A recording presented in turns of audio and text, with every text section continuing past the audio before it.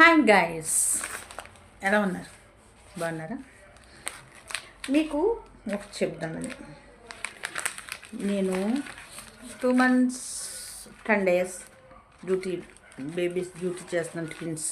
మీ అందరికి చాలామందికి తెలుసు కదా. నేను మళ్ళీ ఇదే డ్యూటీకి వచ్చాను. అందుకు వాళ్ళు నాకు వెల్కమ్ చెప్పిన ఫ్లవర్ బొకే బాగుందా? ఇది నా రూమ్. నేను జస్ట్ 8 hours రెస్ట్ తీసుకునే రూమ్ అన్నమాట. అమ్మ నా రూమ్ అంతా చూపించాను. ఓకే, అండ్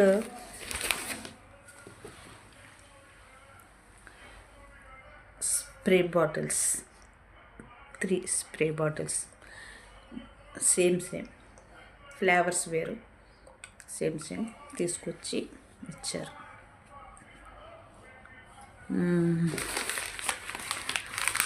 చాలా హ్యాపీగా ఫీల్ అయ్యారు. నేను హ్యాపీగా ఫీల్ అయ్యాను.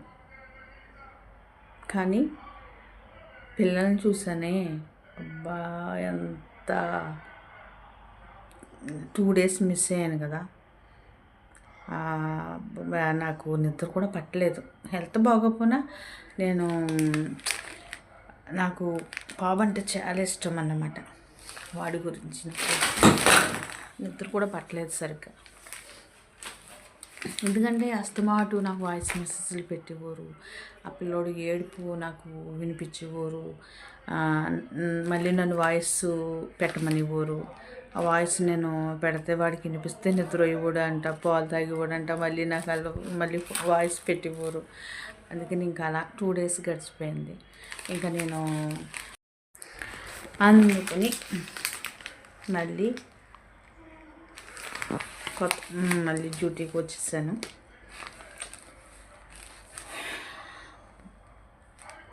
మనల్ని కోరుకునే వాళ్ళు ఉంటారు కదా, వాళ్ళకి మనం కూడా అలాగే వాల్యూ ఇవ్వాలండి.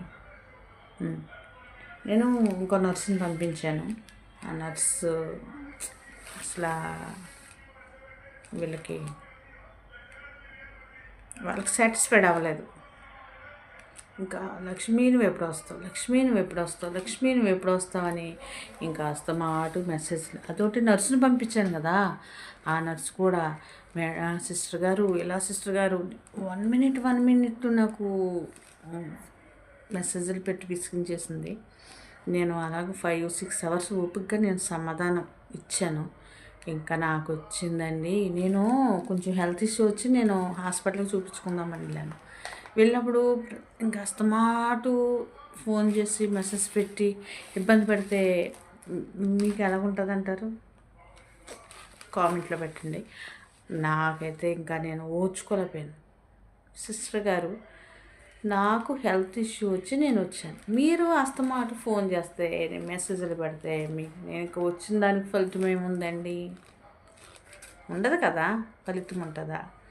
అదే మాట చెప్పాను. అంతే, దెబ్బకి మెసేజ్ పెట్టడం మానేసింది. పిల్లలు మీకు అలవాటు అయిపోయారు, నా దగ్గర ఉండలేదు. ఓకే, ఉండరు. మీరు డ్యూటీకి అటెండ్ అయ్యారు. ఉన్నా లేకపోయినా డ్యూటీ చేయవలసిన బాధ్యత మీకు ఉంది, చెయ్యాలి, తప్పదు అనేసి అన్నాను. అలాగే మేడం లక్ష్మిని మధ్యలో ఫోన్ చేస్తూ ఉండేవారు, అంటే నా మాట వినిపించడానికి. పిల్లలు అంతే అండి. పిల్లలు ఎవరికి అలవాటు అవుతే వాళ్ళే చేరుక, మనం చూసే విధానం బట్టి చేరుక అవుతారు. అది నిజం. ఓకే అండి, పిల్లలు దేవుడితో సమానం అంటారు కదా. ఓకే అండి, వీడియో వాచ్ చేయండి, కామెంట్ చేయండి, షేర్ చేయండి, సబ్స్క్రైబ్ చేయడం మర్చిపోవద్దండి. ఏమండో. Okay, thank you so much. మీ అందరికీ నాకు ఇచ్చిన బహుమతి మీ అందరికి ఇస్తున్నా. Bye, thank you.